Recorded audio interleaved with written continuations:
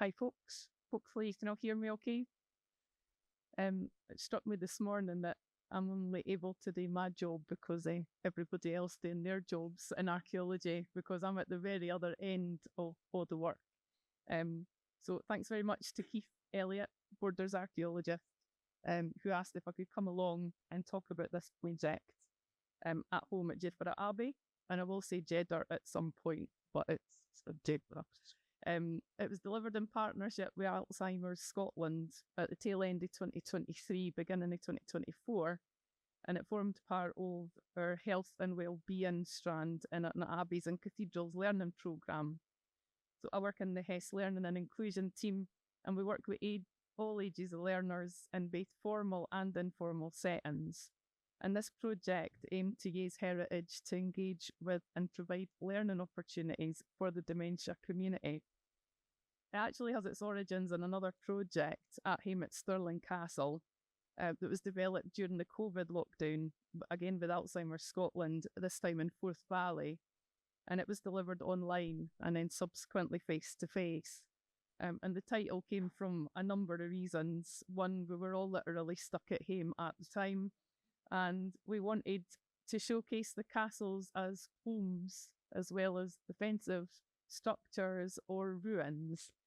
And we wanted participants to feel at home with the idea of visiting historic sites, something that's really important in the dementia community. Sector support for the dementia community can often focus on reminiscence sessions and cafes, and they're really valuable in engaging folk with a diagnosis, because typically folk have mere long-term memory retained, and it's the short-term memory that goes first. But they also tend to cater for the individuals with a diagnosis, and it's just as important to cater for their caregiver. A dementia diagnosis shouldn't mean learning has to stop, and this is especially important for folk with an early diagnosis. In fact, studies indicate that continued stimulus, like involvement in interests or existing or new, is likely to be beneficial, and it decreases a sense of isolation and encourages folk to live in the now rather than in the past. Culture and heritage organisations are really well placed to combine engagement and new subject matter in a social setting.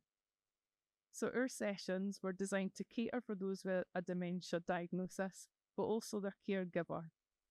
And they were not to be reliant on memory. So rather than reminiscence, they'd focus on learning together. Although obviously, this didn't preclude the sharing of personal stories connected to the themes that were being explored. I should acknowledge as well that other heritage organisations like National Galleries Scotland, National Museums Scotland and others were already running museum socials for the dementia community for a number of years. And Archaeology Scotland had delivered an award-winning project, Learning in Lockdown, with the dementia community, and Jane Miller was really generous in sharing her experience and learnings with me when I was developing the project. So the activity coordinator at Alzheimer Scotland and the Scottish Borders suggested Jed would be a good area to run the project in, as they'd previously run a dementia cafe there that had kind of fell away and tune needed a bit of a boost. Jedburgh Abbey also has a really nice visitor centre with a smashing upstairs space that looks directly over the Abbey, as you can see, and the site team at the Abbey are really keen to engage with the local community. For anybody not familiar with Jed, it's one of the four great border abbeys established by David I in the 1100s as a statement of his power and the extent of his kingdom, and its position on the English-Scottish border meant it repeatedly suffered damage from attack from both sides during its 400-year-plus monastic history. Our project consisted of a block of 5 2-hour sessions on the site at the Abbey. They aimed to support participants to engage with heritage, to relate to the Abbey, in this case to do the Abbey as a home, and provide opportunities to share stories and have conversations around the theme of homes. Each session focused on a different location at the Abbey. similar to a room in a house, to allow comparison with folks' own circumstances and aspects that they'd be familiar with. So our 5 sessions explored the gardens, the kitchens, the dining room, the office and the bedroom. And each session was divided into 3 parts to provide consistency and familiarity for participants. The 3 parts being explore the space, object handling, and a related activity. And it included hands-on opportunities and sensory elements as a key stimulus.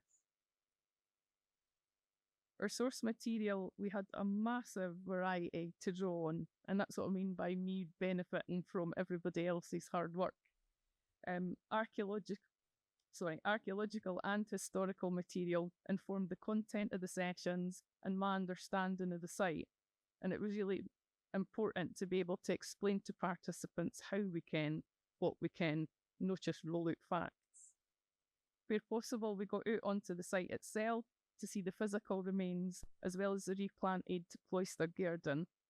And the reconstruction drawings allowed participants to get a better idea how the abbey might have looked in the past.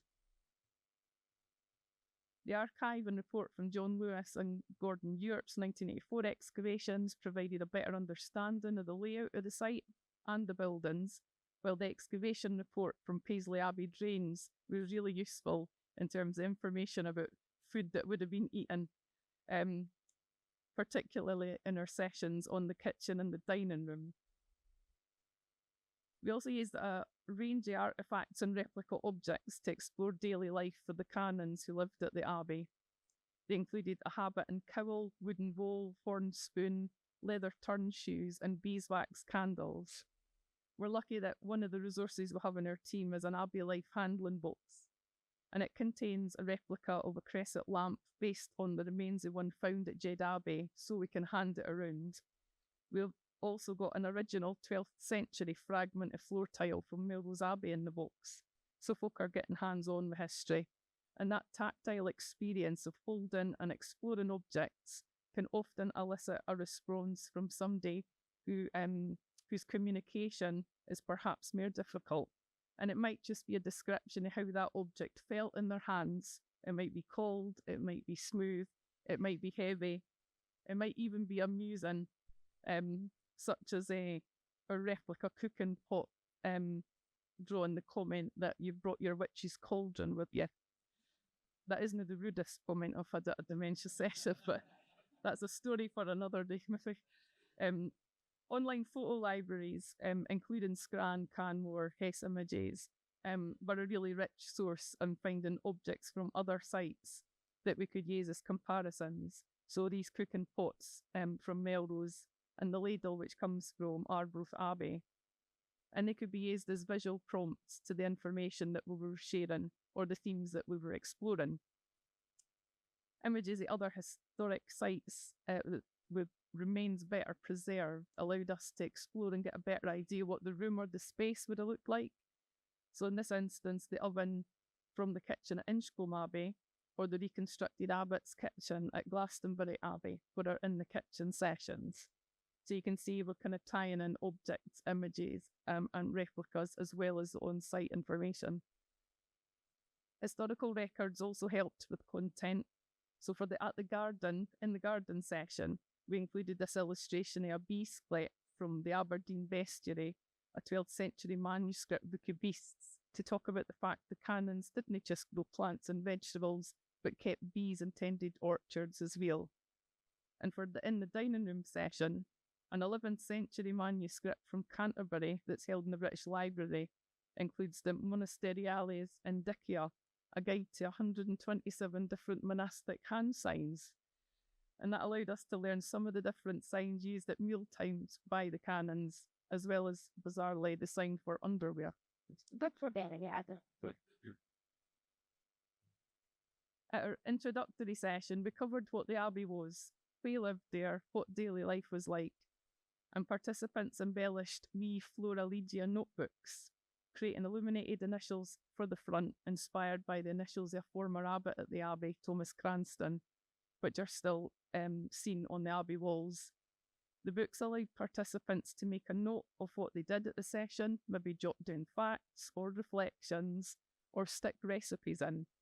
They could then be used as reminders back at home as a prompt to chat with the person with the diagnosis about what they've done and reflect on it.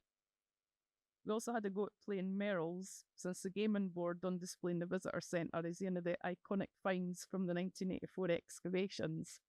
The board wasn't necessarily used by the canons, but clearly somebody had leisure time back in the day. To use the chapter house as an example, we were able to go out on site and see the remains, even though it's only foundation walls and the circular base full of pillar in the centre, along with the grave slabs marking burials. But the excavation report on the Abbey gave a much better understanding of the sequencing of this building, and we were able to explain how it expanded and reduced in size several times during its lifespan. Images of the chapter house at Jedburgh in the borders gave participants a better idea of the size and scale of that room when it would have had walls and a roof. That's interior and exterior. And we've also got the reconstruction drawing of the chapter house at Jed, which is really strikingly similar to the chapter house at Crossraguel in Ayrshire. So you can see where the senior canons would be seated and how the room would have looked, which surprised a lot of participants in terms of the amount of colour. Images of floor tiles from other sites, plus the floor tile fragment from Melrose itself, showed that colour was really significant within the Abbey, and it provided an excuse to show this fantastic tile from Glenluce Abbey with a cat's paw print in it. For object handling, we used a quill and ink pot and replicas of personal and organisational seals, and this allowed us to link to another of Jed's iconic artefacts, the 12th century pendant with a bird design engraved in it, which is bottom right. This is thought to have been made from a cut down seal, and this linked nicely to our activities for that session, with participants trying to write with a quill and ink and making a seal from modelling clay using a variety of objects to impress a personal design. Activities at our other sessions were wide and varied and provided opportunities for different types of sensory engagement and directly involved participants in a hands-on way, making tangible links with what we'd just explored. So in the garden, we were using smell and taste with living herbs that would have been grown in the cloister and matched them to the different uses and remedies. And we also sampled herbal teas, with fennel being the most popular by far. And if you want to ken what that's a remedy for, I suggest you look it up. In the dining room, we had blind tasting of pear and apple to explore our senses, and that led me down a complete rabbit hole looking into the Jedburgh pear, as Jed had become real Kent for its range of pears by the 1700s, and they were supposedly brought across by the original French monks who established the abbey. We also tried some medieval gingerbread recipe courtesy of the Young Archaeologists Club, and if you've never given it a go, it's worth it. It doesn't have any flour or sugar, and in fact, it's not even got any ginger.